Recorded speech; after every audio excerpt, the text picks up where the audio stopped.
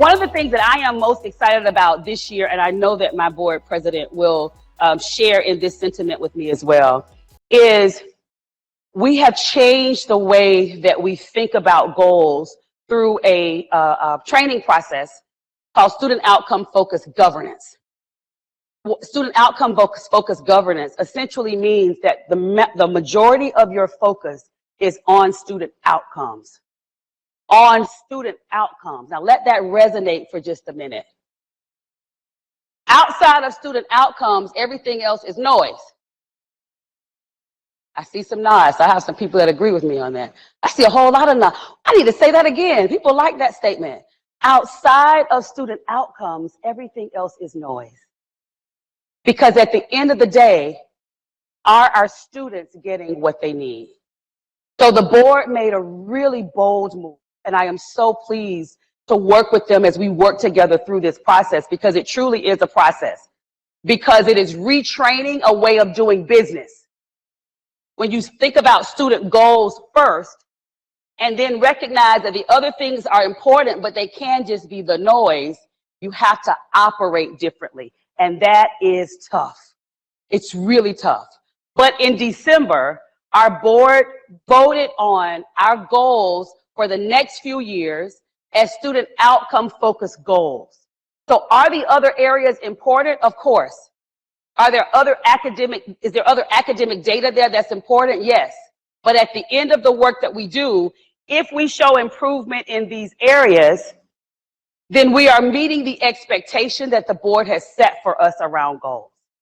So I do want to give the board recognition right now for the goals that we have set and how we're beginning to focus on those goals. Let's give the board a round of applause for the goals.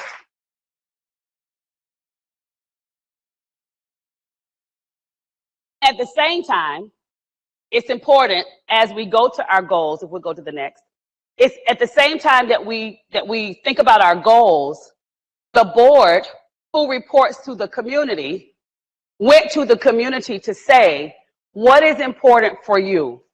What are the values that you have as we achieve these goals? So not only do we have student outcome focused goals, but we also have guardrails or values that the community, and all of us in this room are a part of that community, that the community said these things are important as well. So as we're reaching those goals, Superintendent Wright, we want you to think about these things, because these things are also important to us as we're reaching our goals. So we have board-approved student outcome-focused goals, board-approved guardrails, which then leads us to our next slide, because that then allows us to really begin to develop our strategic plan.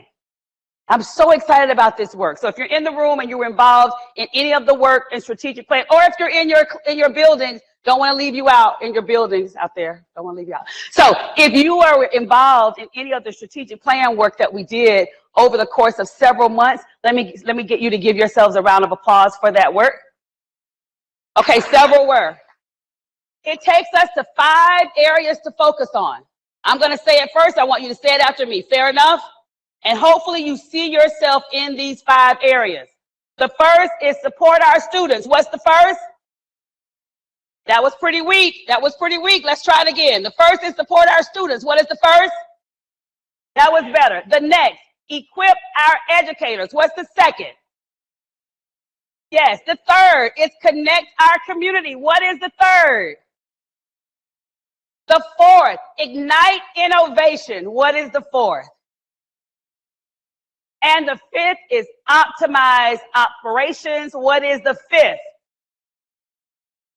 Now, these are in no particular order. So for those that called me later and said, right, I thought when we did the sessions, you said they weren't in order. They're in no particular order. That's just how they're listed on the screen. But it is important as we go into this school year and as we work to reach the goals that the board has set for us, that we do that with these 5 things in mind. How do we support our students? How do we make sure that our educators have what they need to support our students and to teach our students?